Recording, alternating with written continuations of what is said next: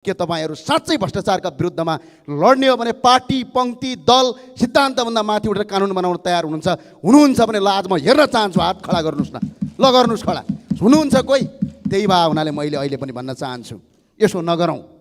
कृपया तिमी हेरे जस्तो गर्नु म देखे जस्तो गर्छु, तिमी खेदे जस्तो गर्नु म दौडे जस्तो गर्छु। यस्तो प्रवृत्तिले भ्रष्टाचारलाई न्यूनीकरण गर्दैन। अहिले मानव तस्कर सहित जोडिएको विषय अगाडि आएको छ। सम्पूर्ण रूपमा देश यसमा केन्द्रित भएर यो विषयलाई निष्कर्षमा पुर्याइनुपर्छ। त्यसपछि क्रमशः अरू विषयहरूमा जानुपर्छ, न कि विषयलाई विषय अन्तर गर्ने र यो विषयलाई कमजोर पार्नका लागि अरू विषयहरू उठाउनु भनेको अन्ततः भ्रष्टाचारलाई नै मद्दत पुर्याउने हो। कसैको क्यारेक्टर असासिनेसन गर्ने भन्दा अगाडि 1000 चोटि सोच्न चाहिँ म अनुरोध गर्न चाहन्छु। र जुन यो भुटानी नक्कली भुटानी शरणार्थी एउटा यो काण्ड छ, यो देशको लागि सबभन्दा लज्जास्पद काण्ड मलाई पनि लागेको छ। नक्कले भुटनी शरणार्थीको विषयमा जुन घटना आएको छ, यसले नेपाली राजनीतिलाई जति लज्जित बनाएको छ, म सामान्य सभामुख मार्फत नेपाल सरकारका गृहमन्त्रीलाई संसदमा आएर त्यो घटनाको छानबिन कहाँ पुगेको छ जवाफ दिन हुन अनुरोध गर्दछु। यो अपराध एउटा देशद्रोह पनि हो, अर्गनाइज क्राइम पनि हो, ठगी पनि हो, भ्रष्टाचार पनि हो। सक्ली भुटानी शरणार्थीमाथि एउटा प्रश्न चिन्ह पनि हो। जो 1 लाख सक्ली भुटानी शरणार्थी थर्ड कन्ट्री सेटलमेन्टमा गएछ, उनीहरूमाथि पनि शङ्काको घेरामा राखिएको छ। यो नक्ली हो कि सक्ली हो? यो ठुलो अपराध हो। राज्यको प्रतिष्ठा पनि हो, नेपाली जनताको प्रतिष्ठामाथि पनि खेलबाड पनि हो। हाम्रो यही सांसदका माननीय सांसद गृहमन्त्री रवि लामिछाने गृहमन्त्री हुनुभएको बेलामा नेसनल आइडी सम्बन्धी एउटा ठेक्का सरकारले रद्द गर्यो। त्यो रद्द गर्नुका विभिन्न कारणमध्ये एउटा कारण के दिएको थियो भन्दाखेरि त्यो ठेक्का दिँदाखेरि नेपालको एउटा चाहिँ नेसनल आइडीमा रहेका नामहरू लगायत गोपनीय जानकारीहरू विदेशीको हातमा जान्छ भनेर तर्क दिएको थियो। त्यो तर्क मलाई पनि उचित लागेको थियो। तर त्यस्तो तर्क गर्ने सरकारले भारत भ्रमणका लागि भनेर एजेन्डा तय गर्दा सभामुख महोदय नेपालको अर्को वित्तीय गोपनीयता विदेशीलाई सुम्पने काम गर्दैछ। भ्रष्टाचारको विषय 171 पटक उठान भएको तथ्याङ्क बाहिरिएको छ। सुनवाई कहिले हुन्छ सभामुख महोदय? हामीले भोग्दै आएको राजनीतिक संस्कार एउटा कम्बल चोरको भन्दा पनि भ्रष्ट र पतित हुँदै गर्दा राज्यको संयन्त्रहरू ठुलो हेर्दै बस्ने कहिलेसम्म सम्माननीय सभामुख महोदय? भ्रष्टाचारले सडक नबन्ने मात्र होइन, बनेका सडक पनि सुरक्षित छैनन्। घटना घट्दाखेरि सरकार संवेदनशील भएको जस्तो देखिन्छ, तर व्यवहारमा संवेदनशीलता मैले देखिनँ। यस्तो सरकारको व्यवहारले म वाक्क भएको छु सभामुख महोदय। सचेत रहनुहोस्, तपाईँले हामीलाई रोक्न सक्नुहुन्न, सक्दै त सक्नुहुन्न। जवाफ माग्न छोड्ने छैनौँ, नयाँ पुस्ताको देखिने गरी प्रतिनिधित्व गर्न बन्द गर्ने छैनौँ। गणतन्त्रको लागि लोकतन्त्रको लागि लडेका भन्ने साथीहरू आज जुन प्रकारले सत्ता र शक्तिको केन्द्रमा बसिसकेका साथीहरूले आज जसरी नेपाली नागरिकलाई चाहिँ अनागरिक गराएर मान्छेको जुन व्यापार गरिरहेका छन्, यसलाई निष्पक्ष भएर स्पष्टता साथ नेपाली जनताले दबाब दिने होइन भने पहिलेका ठुला काण्डहरू जसरी चाहिँ हल्लाकुल्ला गर्यो, त्यसपछि अर्को नयाँ घटना घट्छ, नेपाली जनताको ध्यान उता लैजाने र विभिन्न अपराधमा संलग्न अपराधीहरूलाई छुट दिने जुन इतिहासको चाहिँ एउटा कलङ्क छ, त्यो घटना नदोहोरियोस्। डिजिटल अनलाइन टिभी, डिजिटल दुनियाँको सहयात्री। माननीय सदस्य श्री माधव सापकोटा, आज 59औं राष्ट्रिय विद्यार्थी दिवस। विद्यार्थीहरूले सुखद खबर सुन्नुपर्ने विडम्बना, आज त्रिभुवन विश्वविद्यालय र आरआर कलेजको लापरवाहीका कारण झन्डै 500 विद्यार्थीहरूको भविष्यमै प्रश्न चिन्ह खडा हुने गरिकन एउटा घटना अगाडि आयो, जुन सार्वजनिक मिडियाहरूमा सनसनीपूर्ण रूपमा आएको छ। आरआर कलेजले भन्छ टियुको परीक्षा नियन्त्रण कार्यालयको गल्ती भयो, टियुको परीक्षा नियन्त्रण कार्यालय भन्छ आरआर कलेजको कमजोरी भयो। एकले अर्कालाई दोषारोपण गर्ने र 500 भन्दा बढ्ता विद्यार्थीहरूको जीवनमाथि खेलवाड हुने कार्य भइराखेको छ। 2 वर्ष अगाडि हुनुपर्ने परीक्षा ढिलो गरेर 2 वर्ष पछाडि भयो। 1 वर्ष लगाएर बल्ल परीक्षाको नतिजा प्रकाशित भयो, त्यो पनि 500 विद्यार्थीहरूको नतिजामा अनुपस्थित देखियो। र के समेत आएको छ सञ्चार माध्यममा भने आन्तरिक रूपमा विषय शिक्षकले दिएको अङ्कमा समेत तलबितल गरियो र फेरबदल गरियो भन्ने जस्ता प्रकारका आरोपहरू समेत लागेर समाचार प्रकाशित भएका छन्। र यसबीचमा ती विद्यार्थीहरूले छात्रवृत्ति लगायतका अरू प्राप्त गर्न पर्ने अवसरहरूबाट वञ्चित रहन सक्ने एउटा खतरा उत्पन्न भएको छ। त्यसैले म सम्मान्य सभामुख मार्फत सरकार र सम्बन्धित निकायहरूको ध्यान आकर्षण गराउँदै यो घटनाको गम्भीर रूपमा छानबिन गर्दै दोषी उप गम्भीर कारबाहीको माग राख्न चाहन्छु। साथै भ्रष्टाचारका बारेमा सिङ्गै देश र अन्तर्राष्ट्रिय जगत बहसमा छ। म सम्मान्य सभामुख मार्फत सबै मान्य सदस्य र सिङ्गो देशलाई के अपिल गर्न चाहन्छु भने अहिले मानव तस्कर सहित जोडिएको विषय अगाडि आएको छ। सम्पूर्ण रूपमा देश यसमा केन्द्रित भएर यो विषयलाई निष्कर्षमा पुर्याइनुपर्छ। त्यसपछि क्रमशः अरू विषयहरूमा जानुपर्छ, न कि विषयलाई विषय अन्तर गर्ने र यो विषयलाई कमजोर पार्नका लागि अरू विषयहरू उठाउनु भनेको अन्ततः भ्रष्टाचारलाई नै मद्दत पुर्याउने हो। त्यसैले अहिले चलिराखेको मानव तस्कर सहितको यो विषयलाई निष्कर्षमा पुर्याएर थप फाइलहरू खोल्ने दिशामा सरकार जाओस्। धन्यवाद। लाल सलाम। सम्माननीय सभामुख महोदय, मौर्य साम्राज्यका महामन्त्री चाणक्यले चिसोबाट पीडित जनसमुदायलाई कम्बल वितरण गर्ने दिनको अघिल्लो रात बस्तीको सानो कुटीमा बिताउँछन्। कुटीमा राति चोर आउँछ, चोर्न लायक केही नपाएपछि त्यही कम्बल चोरेर भाग्ने सोच्दै गर्दा महामन्त्री चाणक्यलाई पुरानो च्यातिएको कम्बल ओढेर सुतेको देखेपछि चोरको आत्माले आफैलाई धिक्कारेको महसुस गर्दै कम्बल नचोरी भाग्छ। विगतका केही बैठकहरूमा भ्रष्टाचारको विषय 171 पटक उठान भएको तथ्याङ्क बाहिरिएको छ। सुनवाई कहिले हुन्छ सभामुख महोदय?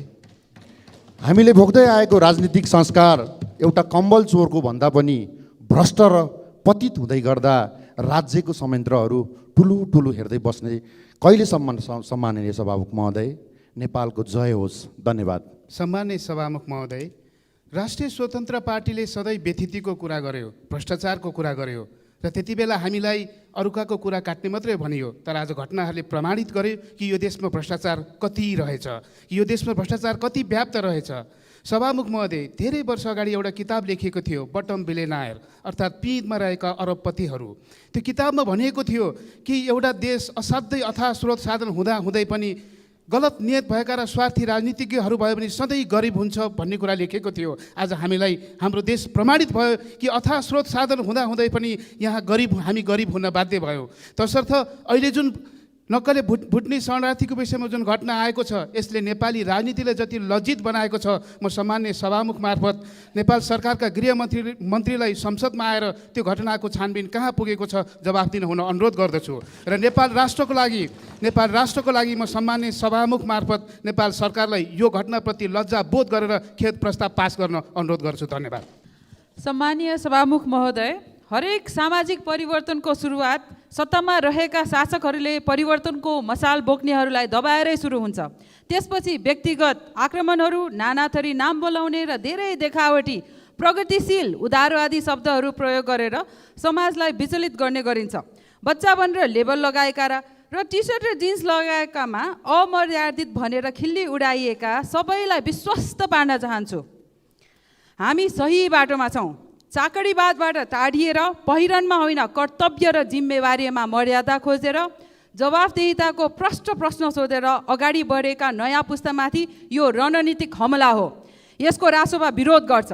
सचेत रहनुहोस्, तपाईँले हामीलाई रोक्नु सक्नुहुन्न। जवाफ माग्न छोड्ने छैनौँ। नयाँ पुस्ताको देखिने गरी प्रतिनिधित्व गर्न बन्द गर्ने छैनौँ। जनतालाई पैसाको लागि बेच्ने, कर तिर्नेहरूको मेहनतको पैसा लगेर आफ्नो ढुकुटी जम्मा गर्ने खोक्रो राष्ट्रवादका भ्रष्टहरूलाई देशबाट सम्माननीय सभामुख महोदय, शरणार्थी प्रकरणमा संदिग्ध सबै छानबिनको दायरामा ल्याइनु पर्दछ र यस प्रकरणको विश्वसनीय टुङ्गो लागोस् भन्ने खबरदारी गर्न चाहे। भ्रष्टाचारको एउटा शास्त्रीय परिभाषा छ, निजी लाभका लागि सार्वजनिक पदको दुरुपयोग।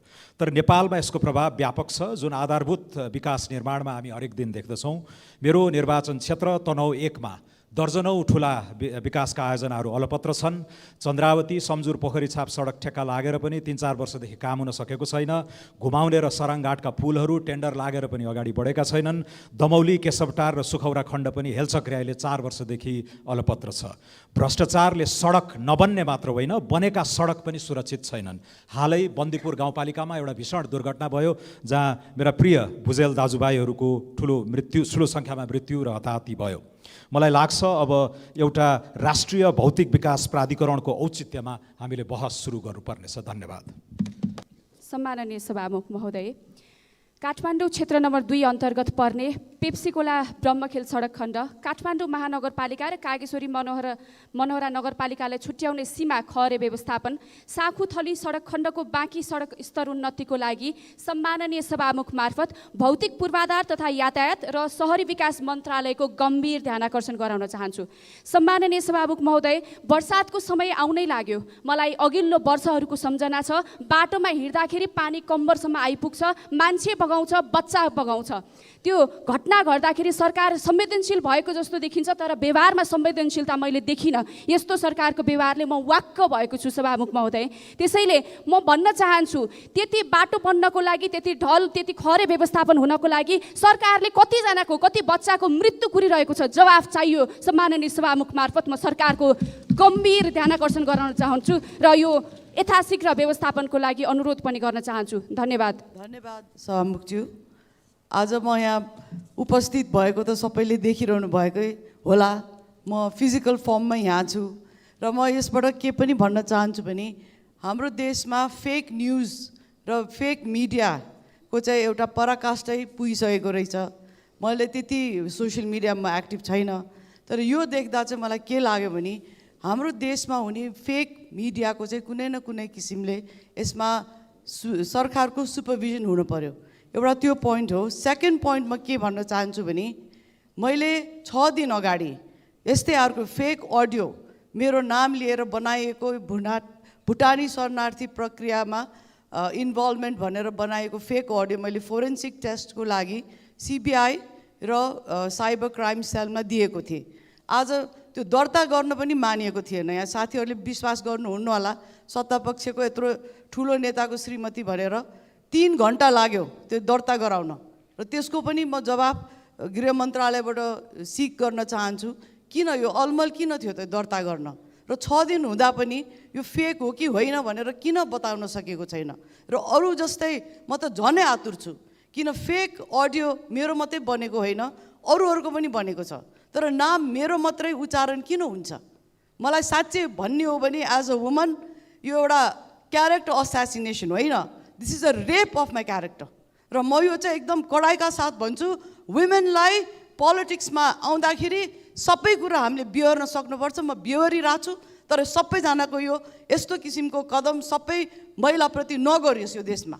योभन्दा अगाडि पनि धेरै महिलाहरूलाई सुइसाइड गर्नलाई फोर्स गरेको छ मिडियाले। म चाहिँ त्यो एउटा भिक्टिम हुने महिला होइन, but this is a rape of my character. र गभर्मेन्टले चाहिँ यो चाँडै नै यो टेपको सत्य तथ्य उजागर गरोस् र अरू जतिजनाको पनि नाम आएको छ त्यो को चाहिँ दोषी हो, को चाहिँ होइन, यो चाहिँ प्रश्नका साथ आउनुपर्छ। किन सबैजना एउटै ब्रसले पेन्ट भएको हुन्न। मान्छेले आफ्नो आफ्नो राय हुन्छ, कसलाई मनपर्छ कसलाई मन पर्दैन, द्याट्स यो पर्सनल बिजनेस। तर कसैको क्यारेक्टर असासिनेसन गर्ने भन्दा अगाडि 1000 चोटि सोच्न चाहिँ म अनुरोध गर्न चाहन्छु। र जुन यो भुटानी नक्कली भुटानी शरणार्थी एउटा यो काण्ड छ, यो देशको लागि सबभन्दा लज्जास्पद काण्ड मलाई पनि लागेको छ। हुन त हाम्रो देशका चेलीबेटीहरू रोज बेचबिखनमा परेका छन्, त्यसतर्फ पनि सरकारको ध्यानमा आकर्षित गर्न चाहन्छु। र कस्तो परिस्थिति होला त हाम्रो देशको, आफ्नो नागरिकता भएकोहरूले पनि त्यागेर म चाहिँ अर्को देशको नागरिक भनेर जाने बाध्यता हुने सिचुएसन तिनीहरूको कस्तो होला, त्यो कुरालाई पनि हामीले एड्रेस गर्नुपर्छ। यो मात्रै खालि यो पार्टी राम्रो कि त्यो पार्टी राम्रो, यो ठुलो कि त्यो ठुलो भनेर यहाँ कोही हामी ठुलो हुने छैनौँ। देशको लागि हामीले काम गरेर देखाउँ। र यो जुन ह्युमन ट्राफिकिङको एउटा यो ग्लोबल एउटा पेन्डेमिकै जस्तो छ, यसमा नेपालको एउटा नराम्रो नाम छ। यहाँबाट धेरै चेलीहरू ट्राफिक भएर जान्छन्। त्यसको लागि चाहिँ म सभामुखज्यूलाई आग्रह गर्न चाहन्छु कि हामीले एउटा स्पेसल कमिटी अन ट्राफिकिङ बनाऊँ र जति पनि ट्राफिकर्सहरू नेपालमा एक्टिभ छन् त्योभन्दा राम्रो काम सरकारले गरेर देखाओस्। किन हामीले रोक्न सक्छौँ, तर हाम्रो कुनै त्यतातिर इन्टेन्सन नै देखिन्न। सम्मानित श्रमको राम्रो व्यवस्था गरौँ र यो एक्सप्लोइटेटिभ श्रममा जाने जुन चाहिँ एउटा हाम्रो कन्ट्रीमा ट्रेन्ड छ त्यसलाई चाहिँ रोक्न पनि म अनुरोध गर्न चाहन्छु। र अन्तमा फेरि पनि यो भुटानी शरणार्थी केसको जुन फेक टेप मेरो नाममा बनाइएको थियो त्यसको सत्य तथ्य चाहिँ चाँडै नै उजागर गर्न मभन्दा आतुर कोही छैन यो केसलाई, यसको यो फाइनल रिपोर्ट आओस् भनेर। यसको लागि म फेरि पनि आग्रह गर्दै आफ्नो भनाइ राख्न दिनुभएकोमा धन्यवाद भन्न चाहन्छु। धन्यवाद। म आज आफ्ना पुराना मित्र, प्रजातान्त्रिक आन्दोलनका एकजना नेता, लेखक, सम्पादक र नेपाली काङ्ग्रेसको इतिहासको प्रारूप भन्ने दुईटै महत्त्वपूर्ण कृतिका लेखक श्री पुरुषोत्तम बस्नेतप्रति हार्दिक श्रद्धाञ्जली व्यक्त गर्न चाहन्छु। उहाँको निधनमा नेपालले एक निष्ठावान लोकतान्त्रिक योद्धा गुमाएको छ। उहाँका परिवारजनप्रति संवेदना पनि व्यक्त गर्न चाहन्छु। अर्को एउटा कुरा सुन्दा पनि बडा नरमाइलो लाग्यो। सत्तारूढ गठबन्धनको सबभन्दा ठुलो पार्टीको सांसदले पुलमुनि गएर अनसन बसेर संसद चलिरहेको बेला संसदमा अनुपस्थिति देखाउनु आफैमा बडा नमिठो घटना हो। म यो घटनाप्रति चिन्ता व्यक्त गर्न चाहन्छु। अनसन बस्ने सांसदप्रति आफ्नो ऐक्यबद्धता व्यक्त गर्न चाहन्छु। सभामुख महोदय, म अब आफ्नो मूल विषयमा आउँछु। आज बिहान म 24 गतिको कान्तिपुर र यो जेठ महिनाको हिमालमा कनक दीक्षितको लेख पढिरहेको थिएँ। त्यो दुईटा मलाई बडा कनेक्टेड लाग्यो।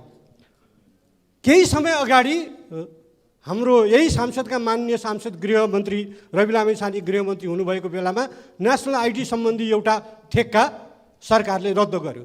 त्यो रद्द गर्नुका विभिन्न कारणमध्ये एउटा कारण के दिएको थियो भन्दाखेरि त्यो ठेक्का दिँदाखेरि नेपालको एउटा चाहिँ नेसनल आइडीमा रहेका नामहरू लगायत गोपनीय जानकारीहरू विदेशीको हातमा जान्छ भनेर तर्क दिएको थियो। त्यो तर्क मलाई पनि उचित लागेको थियो।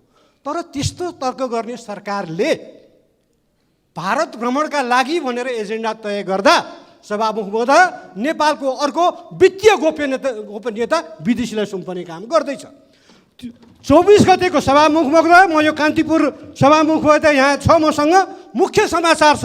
त्यो समाचार के भन्दाखेरि राष्ट्र बैंक र नेपालका वित्तीय संस्थाहरू मिलेर बनाएको एउटा वित्तीय डिजिटल भुक्तानी प्रणाली, भारत र नेपालको बिचमा हुने डिजिटल भुक्तानी प्रणालीलाई त्यो समर्थन गर्न राष्ट्र बैंकले प्रधानमन्त्रीको भारत भ्रमणमा एजेन्डा बनोस् भनेर परराष्ट्र मन्त्रालयले चिठी लेखेको छ। तर दुःखको कुरो, भारतीय दूतावासको दबावमा, यो मेरो भनाइ होइन, कान्तिपुरमा छापिएको छ, भारतीय दूतावासको दबावमा राष्ट्र बैंक इन्भल्भ कम्पनीलाई नदिएर भारतीय कम्पनी जिएसआईलाई त्यो ठेक्का दिने प्रपञ्च, त्यो प्रस्ताव सरकारले लाँदैछ। भारत भ्रमणको क्रममा एजेन्डा बन्दैछ। नेपालले स्थापित गरेको कम्पनी 1 नम्बरमा छ र त्यसको लगानी 78 करोड रुपियाँ छ। भारतीय कम्पनी 10औं नम्बरमा छ र त्यसको लगानी पुँजी 10 करोड छ। बडा गजब छ। मलाई चिन्ता के लाग्यो भन्दाखेरि कि 10 दिन अगाडि गर्ने एउटा निर्णय त्यही तर्कमा कि गोपनीयता, नेपालको गोपनीयता विदेशी हातमा जान्छ भन्ने, अनि नेपालको वित्तीय गोपनीयता चाहिँ विदेशीको हातमा जानु हुने, नेपालको कम्पनी हुँदाहुँदै, राष्ट्र बैंक इन्भल्भ भएको कम्पनी हुँदाहुँदै प्रधानमन्त्रीले त्यो आग्रहलाई लत्याएर यो एजेन्डा बनाइयोस् भनेर परराष्ट्रलाई राष्ट्र बैंकले चिठी लेखेको छ। त्यो योजना लत्याउने अनि अर्को कम्पनी, विदेशी कम्पनीको लागि प्रधानमन्त्री दबावमा पर्ने। सभामुख महोदय, म आज यहाँ सबै मान्यहरूलाई पनि भन्छु कि कनक दीक्षितको हिमालमा छापेको लेख यो जेठ महिनाको हेरौँ। त्यो उहाँको भारतको प्रसिद्ध अनलाइन द वायरमा छापिएको अङ्ग्रेजी लेखको अनुवाद हो। त्यहाँ कसरी भारतीय गुप्तचर संस्थाहरूले र भारतीय संस्थापनले नेपालका राजनीतिक दलहरूभित्र हस्तक्षेप गरिरहेको छ, कसरी नेपालभित्र हस्तक्षेप गरिरहेको छ र कसरी नेपालभित्र खेलिरहेको छ भन्ने विषयमा विस्तृत चर्चा छ। र मलाई बडा गजब लाग्यो। हाम्रो प्रधानमन्त्री भारत जान्छु जान्छु भन्नुहुन्छ, भारत भ्रमण सरेको सरै छ, फेरि कहिले हुने हो थाहा छैन। तर नेपालको प्रधानमन्त्रीलाई भारत आउन नदिएर पर्खाइराख्दाखेरि राजालाई चाहिँ उत्तर प्रदेशमा स्वागत गरिएको छ। र त्यो स्वागत गर्ने सन्दर्भमा त्यहाँका मन्त्री, मुख्यमन्त्री र मन्त्रीहरूले, नेताहरूले जे बोलेका छन् त्यो अत्यन्त आपत्तिजनक छ। सभामुख महोदय, यही हो के भारतको प्रधानमन्त्रीलाई आउन, के अरे भारतमा नेपालको प्रधानमन्त्रीलाई आउन नदिने, तर नेपाली जनताले हटाएको राजालाई प्रधानमन्त्रीको सट्टा स्वागत गर्ने र प्रेसर डिप्लोमेसी, यो ओल्ड डिप्लोमेसीमा चलन चल्तीको शब्द हो, दबावको कूटनीति, प्रेसर डिप्लोमेसी। के एजेन्डा मेरो पुरा गर्छौ त्यो एजेन्डा तिमीले बोकेर आउने एजेन्डामा कार्यसूचीमा पर्छ कि पर्दैन, अनि मात्र म भारतमा तिमीलाई स्वागत गर्छु भनेर त्यसको सट्टा दबाब दिन राजालाई भारतमा स्वागत गरियो, बोलाइयो पूर्व राजालाई। त म भन्छु सभामुख महोदय, म प्रधानमन्त्रीलाई आग्रह गर्न चाहन्छु, यो प्रेसर डिप्लोमेसीमा नेपालको सरकार पर्नु हुँदैन, नेपालको प्रधानमन्त्री पर्नु हुँदैन। हाम्रा पुर्खाले यो मुलुक, म गर्वका साथ भन्छु, 3500 वर्षको इतिहास भएको यो मुलुक आजसम्म कहिले पनि पराधीन भएको छैन। तर आजको भारत त ब्रिटिसले एकीकरण गरिदिएको सन् 1947 पछि बनेको भारत हो। भारतको इतिहास पढौँ हामी, त्यहाँ एकीकरण हुने बेलासम्म पनि झन्डै 500 साढे 500 राजा रजौटा थिए। तर पृथ्वीनारायण शाहले एकीकरण गरेको यो मुलुक, त्योभन्दा अगाडि मल्लहरूले एकीकरण गरेको यो मुलुक, त्योभन्दा अगाडि लिच्छवीहरूले एकीकरण गरेको यो मुलुक आजसम्म स्वतन्त्र छ। त्यसैले यो स्वतन्त्र देशको प्रधानमन्त्रीले भारत भ्रमणमा जाँदा देशका एजेन्डाहरू के हुन्, राष्ट्रका एजेन्डाहरू के हुन्, नेपाललाई चाहिएको कुरा के हो, त्यो दबावमा पर्नुपर्छ। बडा दुःखका साथ भन्नुपर्छ सभामुख महोदय कि नेपालको असंलग्न परराष्ट्र नीतिले आफ्नो सन्तुलन गुमाउँदै जान थालेको छ, असन्तुलित हुन थालेको छ हाम्रो परराष्ट्र नीति। हाम्रो परराष्ट्र नीति कहिले यता ढल्किन्छ, कहिले उता ढल्किन्छ। देशको स्वाभिमान, देशको आर्थिक आत्मनिर्भरता र आर्थिक स्वतन्त्रता, त्यसलाई ध्यानमा राखेर, मुलुकको स्वाभिमानलाई ध्यानमा राखेर, देशको सार्वभौमसत्ता र भौगोलिक अखण्डतालाई ध्यानमा राखेर, लिपुलेक, कालापानी र लिम्पियाधुरा फिर्ता गर्ने कुरालाई ध्यानमा राखेर, हाम्रो सीमाको सुरक्षा गर्ने कुरालाई ध्यानमा राखेर, हाम्रो आर्थिक स्वाभिमानलाई ध्यानमा राखेर प्रधानमन्त्रीको भारत भ्रमण सफल होस्। कहिले हुन्छ थाहा छैन, सरै छ, तर पनि त्यो भ्रमणको म सफलताको कामना गर्न चाहन्छु र भारत भ्रमणको क्रममा नेपालको शिर निहुराउने, नेपाललाई अप्ठ्यारोमा पार्ने, नेपालको स्वाभिमान गिराउने कुनै पनि एजेन्डा प्रधानमन्त्रीको कार्यसूचीमा, भ्रमणको कार्यसूचीमा नरहोस्। धन्यवाद। सम्माननीय समय 3 मिनट। सम्माननीय सभामुख महोदय, माननीय सदस्यज्यूहरू, एउटा कथा भन्न चाहन्छु म। एउटा गाउँमा चोर आएछ, चोर आइसकेपछि गाउँलेले चोर आयो भनेर थाहा पाएछन्, अनि सबै गाउँलेले चोर आयो भनेर बाहिर निस्केछन्। अनि चोर चाहिँ पछाडिबाट भागेर जहाँ गाउँलेले चोर आयो भनेको थियो त्यो भिडमा मिसिएछ। फेरि त्यसपछि त्यहीँबाट उसले चिच्याउन थालेछ, चोर आयो भनेछ। गाउँलेलाई थाहा भएनछ कि उहाँहरूकै भिडमा त्यही चोर पसेको थियो। अहिले भ्रष्टाचार विरुद्धको आन्दोलन जो सडकमा भइरहेछ, स्वयं भ्रष्टाचारीका आरोप लागेका आरोपीहरू भ्रष्टाचार विरुद्धको आन्दोलनमा भ्रष्टाचारी मुर्दाबाद भन्दै हिँडेका छन्। यसले अहिले होइन, 34 वर्षदेखि यही प्र्याक्टिस भइरहेछ। भ्रष्टाचार विरुद्धका कुराहरू उठ्छन्, स्वयं भ्रष्टाचारका आरोपितहरू भ्रष्टाचारका विरुद्धको आन्दोलनमा जान्छन्। र भ्रष्टाचार भनेको सिर्फ पैसाको चलखेल होइन, यो देशको कानुनलाई मिच्नु पनि भ्रष्टाचारको एउटा अर्को नमुना हो। भ्रष्ट भनेको भ्रष्ट आचरण हो।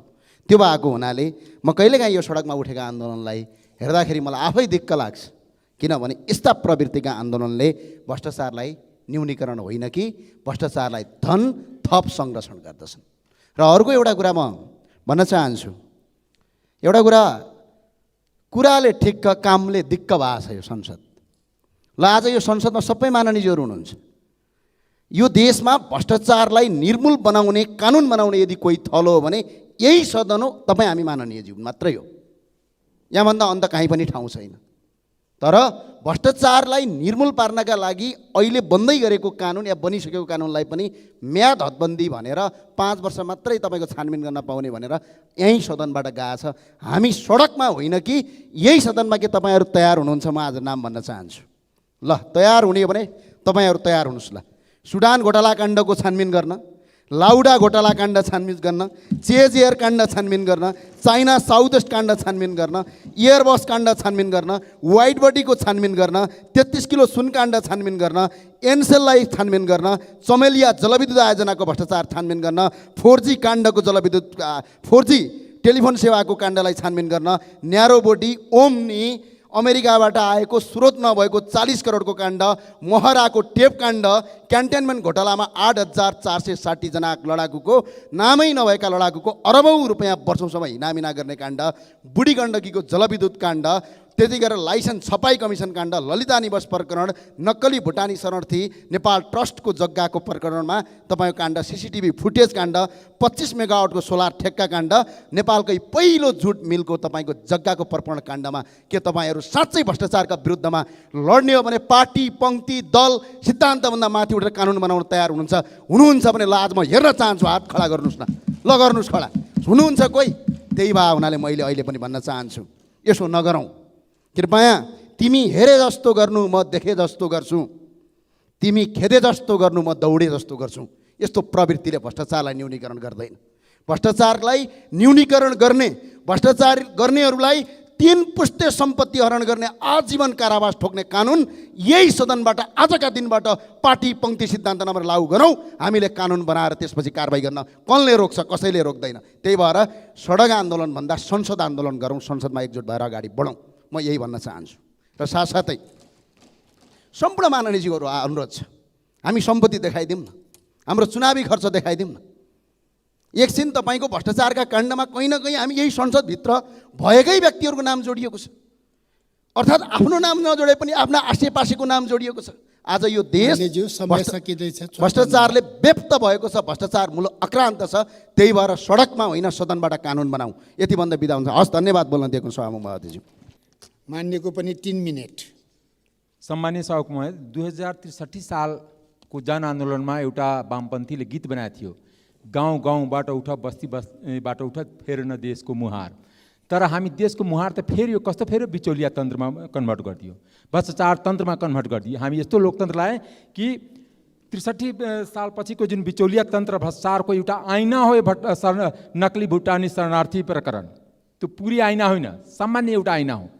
किनकि कसरी एउटा बिचौलियाले राज्यको सम्पूर्ण निकायको कब्जा गरे हुन्छ, कसरी उसको सबै निर्णयमाथि उसको कब्जा हुन्छ। मसँग सबै प्रमाण छ, म देखाउन चाहन्छु कि कसरी मुख्य सचिवको चिठी उसँग, क्याबिनेटको प्रस्ताव उसँग, कसरी क्याबिनेट गृह मन्त्रालयबाट परराष्ट्र मन्त्रालय पठाइएको चिठी उसँग, सबै बिचौलिया। माने हामी बिचौलिया तन्त्र लायो र बिचौलिया तन्त्रको कारण लोकतन्त्र खतरामा छ। यो अपराध एउटा अपराध मात्र होइन। 1 साल पहिल्यै 2 जना मान्छे समात्या थियो, 3 जना मध्ये। त्यो 2 जना केशव दुलाल, सन्देश शर्मा र सानु भण्डारी मध्ये 2 जना समात्या थियो। तर अहिले जुन प्रहरी काजी हुनुहुन्छ, उहाँ अपराध अनुसन्धानको एसएसपी हुनुहुन्थ्यो, गृहमन्त्रीको दबावमा छोड्यो। यो अपराध एउटा देशद्रोह पनि हो, अर्गनाइज क्राइम पनि हो, ठगी पनि हो, भ्रष्टाचार पनि हो। सक्ली भुटानी शरणार्थीमाथि एउटा प्रश्न चिन्ह पनि हो। जो 1 लाख सक्ली भुटानी शरणार्थी थर्ड कन्ट्री सेटलमेन्टमा गएछ, उनीहरूमाथि पनि शङ्काको घेरामा राखिएको छ। यो नक्ली हो कि सक्ली हो? यो ठुलो अपराध हो। राज्यको प्रतिष्ठा पनि हो, नेपाली जनताको प्रतिष्ठामाथि पनि खेलबाड पनि हो। राज्य र जनताको प्रतिष्ठा खेल्ने यो सरकारमा, तत्कालीन सरकारमा बसेको मान्छे अथवा सचिवलाई कहाँबाट त्यो अधिकार प्राप्त हो, कहाँबाट हैसियत प्राप्त हो? त्यस कारणले भ्रष्टाचारीको न कुनै जात हुन्छ, न कुनै धर्म हुन्छ, न कुनै समुदाय हुन्छ, न कुनै पार्टी हुन्छ, न कुनै लिङ्ग हुन्छ। कसैको नाउँमा सहानुभूति लिने काम नगरौँ। त्यति मात्र होइन, पुलिसले भ्रष्टाचार हेर्न सक्दैन। पुलिसले मात्र एउटा सङ्गठित अपराधको कारणले, ठगीको कारणले मुद्दा हेरिरहेछ। म सरकारसँग अनुरोध छ कि यसलाई सम्पत्ति शुद्धिकरण अख्तियार दुरुपयोग अनुसन्धान आयोग सबैलाई समन्वय गरेर यसलाई कारबाहीको प्रक्रिया अगाडि बढाउँ। किनकि यसको त अहिले 10% पनि कारबाही भएको छैन। दोस्रो कुरा, सभा मार्फत सम्मानीय प्रधानमन्त्रीजीलाई आग्रह गर्न चाहन्छु, उहाँको मातहत महाधिवक्ता कार्यालयको काम कारबाही ठिक छैन। सरकारी वकिल दिनभर घाम ताप्ने गरिरहेछ, आज फुर्सद छैन, भोलि फुर्सद छैन। प्रमाण कमजोर बनाउने, प्रमाण मेटाउने र अल्छी गर्ने। त्यस कारणले सरकारी वकिलको भूमिका सही छैन। यो पुलिसबाट पनि बारम्बार आइरहेछ। केही बेर मात्र सभामुख अनुरोध छ कि थपिदिउँ। अन्तर्राष्ट्रिय समुदायको सामने यसले हाम्रो देशको अस्मिता खतरामा छ। अस्मिता मात्र खतरा छैन, हाम्रो लोकतन्त्र खतरामा छ। भ्रष्टाचार यसमा कारबाही भएन भने मेरो कुरा रेकर्डमा राखियोस्, हामी यो लोकतन्त्रलाई बचाउन सक्दैनौँ। किनभने हाम्रो प्रतिष्ठा मात्र दाउमा छैन, हाम्रो जनताको विश्वास उठिरहेछ। जनताको विश्वास र भरोसाको लागि पनि यसमा कारबाहीलाई सरकार पछाडि हट्नु हुँदैन। यसलाई समय सीमामा बाँधेर यसलाई प्रमाण रहित या कमजोर प्रमाणको साथ अदालतमा बुझाउनु हुँदैन कि ताकि अदालतबाट यिनीहरू छुटुन्। त्यस कारणले सभामुखसँग मेरो अनुरोध छ कि प्रधानमन्त्रीको रुलिङ होस् कि प्रधानमन्त्री आएर संसदमा जवाब दिउन् या प्रधानमन्त्री गृहमन्त्री जवाब दिउन्। किन प्रधानमन्त्री के जवाब किन चाहियो?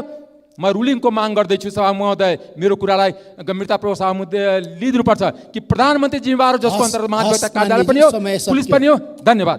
अहिले नेपालमा मानव तस्करहरूको बारेमा धेरै चर्चा भइरहेको छ। पहिले यस्ता अपराधका घटनाहरू नेपाल र नेपालीसित मात्रै सम्बन्धित हुन्थ्यो। हुन त नेपालीलाई विदेशमा बेच्ने प्रक्रिया नयाँ कुरा होइन। वीर शमशेरका पालादेखि नै ब्रिटिस साम्राज्यवादको चाहिँ साम्राज्य बढाउन, उसको साम्राज्यको रक्षा गर्नको लागि नेपाली युवाहरूलाई चाहिँ भर्ती गरियो, गोर्खा भर्ती केन्द्र भनेर बदनाम एउटा सम्झौता अहिले पनि कायम छ। आजको 21औं शताब्दीमा गएर गणतन्त्रको लागि, लोकतन्त्रको लागि लडेका भन्ने साथीहरू आज जुन प्रकारले सत्ता र शक्तिको केन्द्रमा बसिसकेका साथीहरूले आज जसरी नेपाली नागरिकलाई चाहिँ अनागरिक गराएर मान्छेको जुन व्यापार गरिरहेका छन्, यसलाई निष्पक्ष भएर स्पष्टता साथ नेपाली जनताले दबाब दिने होइन भने पहिलेका ठुला काण्डहरू जसरी चाहिँ हल्लाकुल्ला गर्यो, त्यसपछि अर्को नयाँ घटना घट्छ।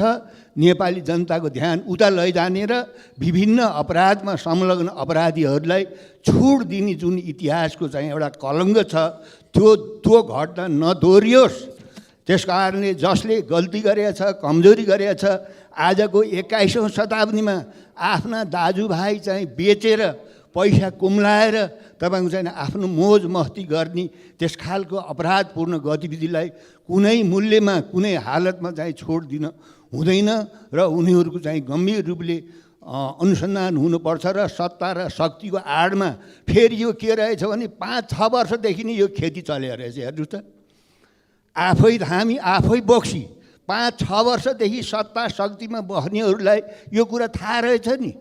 अहिले ठिक्क अड्कली कुरा छोडिरहेका छन्। हेर्नुहोस्, यो के भन्ने संसारले हेरिरहेको छ कि चाहिँ हाम्रो यो दुर्गति छ राष्ट्रको।